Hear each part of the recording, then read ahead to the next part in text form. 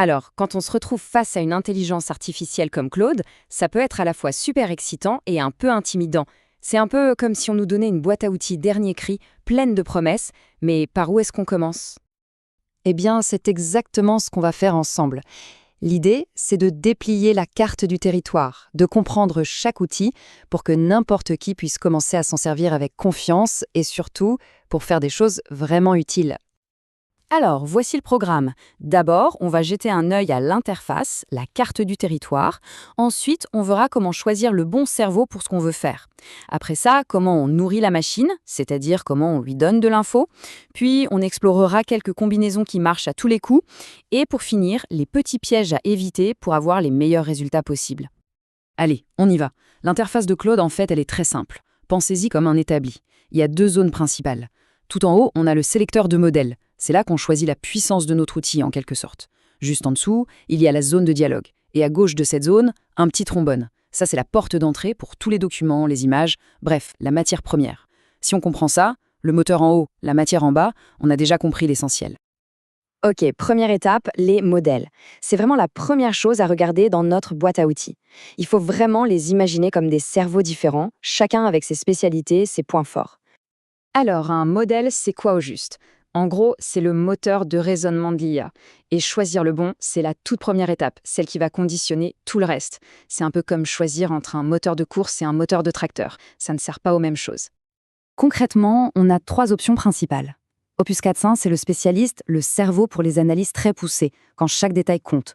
Sonnet 4, c'est le couteau suisse, parfait pour 80 à 90% des tâches de tous les jours. Un résumé, un email, un plan, c'est presque toujours par lui qu'on commence. Et enfin, Haiku 305, c'est le sprinter. Quand on a besoin de vitesse pour trier, formater, extraire des infos rapidement, c'est lui le champion. Pour que ça soit bien clair, voici un aide-mémoire tout simple. Un résultat solide et rapide, on prend Sonnet. Une analyse vraiment pointue, un argumentaire en béton, on passe sur Opus. Et si c'est juste pour trier ou formater en un éclair, c'est Haiku. Avec ça en tête, difficile de se tromper. Bon, on a choisi notre cerveau. Maintenant, il faut lui donner de la matière à analyser, du carburant. Et pour ça, il y a plusieurs portes d'entrée. C'est la deuxième partie de notre boîte à outils. La porte la plus évidente, c'est le trombone, pour téléverser un fichier. C'est idéal pour travailler sur un document précis. Le petit conseil, c'est de ne pas juste jeter le fichier comme ça. On l'accompagne d'une instruction claire, du genre « Fais-moi un résumé de ce PDF en 3 points clés ». Ensuite, il y a la capture d'écran. Et ça, c'est vraiment puissant. Ça veut dire que Claude peut voir ce qu'il y a sur un écran. C'est génial pour analyser une page web, extraire les chiffres d'un graphique dans une image, ou même récupérer du texte d'une photo. On a tous connu ça, le fil d'email qui n'en finit plus et où tout le monde se perd. L'intégration avec Gmail, c'est la solution. Ça permet de synthétiser toute la conversation et même de préparer un brouillon de réponse pour remettre de l'ordre. Un vrai gain de temps. Et dans la même logique, on peut connecter son agenda. Là, Claude devient un véritable assistant personnel. On peut lui demander de trouver un créneau libre entre plusieurs personnes ou de préparer le brief d'une réunion en résumant les infos pertinentes. Bien, on a les cerveaux d'un côté et les portes d'entrée de l'autre. Le plus intéressant maintenant, c'est de voir comment tout ça fonctionne ensemble. C'est là que la magie opère, quand on combine le bon modèle avec le bon outil pour résoudre un problème concret. Allez, premier cas pratique, un grand classique. On reçoit un rapport super dense, des dizaines de pages, et il faut prendre une décision pour hier. Comment on fait? La recette est simple. On choisit Sonnet 4, le couteau suisse. On utilise l'outil téléversé en fichier. Et là, le secret, c'est la précision de la demande. On ne dit pas juste « résume », on demande une sortie structurée, les points clés, les options possibles, les risques. Et en quelques secondes, le brouillard se lève. Deuxième défi, encore plus courant peut-être, ce fameux fil d'email chaotique où plus personne ne sait de quoi on parle. L'objectif, reprendre la main avec une réponse qui clarifie tout.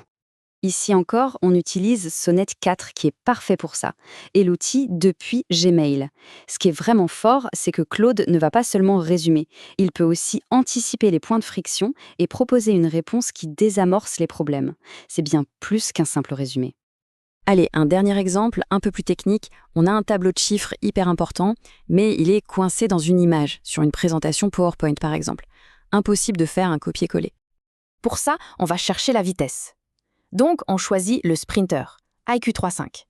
On utilise l'outil de capture d'écran, et hop, Claude va lire l'image, reconnaître la structure du tableau et recracher les données dans un format propre et réutilisable. C'est quasi instantané et ça sauve un temps fou. Pour finir, quelques astuces pour aller plus loin et éviter les petites frustrations de débutants. Ce ne sont pas des erreurs, juste de bonnes habitudes à prendre pour que ça marche encore mieux.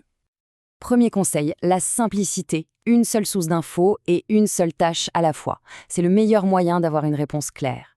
Deuxième réflexe, ne pas sauter sur Opus le plus puissant par défaut. Sonnet est souvent plus rapide et largement suffisant. On garde Opus pour peaufiner. Et enfin, troisième point, il faut guider l'IA. Au lieu de demander de rédiger un rapport, on demande d'abord un plan, puis un brouillon, et enfin la version finale. C'est beaucoup plus efficace. S'il n'y avait qu'une seule idée à retenir de tout ça, ce serait celle-là. Le secret n'est pas dans la puissance brute de l'outil, mais dans notre capacité à choisir le bon outil pour la bonne tâche. Donc, pour récapituler notre boîte à outils, Sonnet, c'est notre moteur de tous les jours. Opus, c'est le scalpel de précision pour les tâches délicates. Haiku, c'est l'outil de tri ultra rapide. Et les outils d'entrée, ce sont juste les différentes manières d'amener la matière première sur notre établi. Voilà, la carte est sur la table, les outils sont prêts. La question n'est plus vraiment comment ça marche, mais plutôt quel est le premier projet que l'on va construire avec tout ça. C'est maintenant que ça devient vraiment passionnant.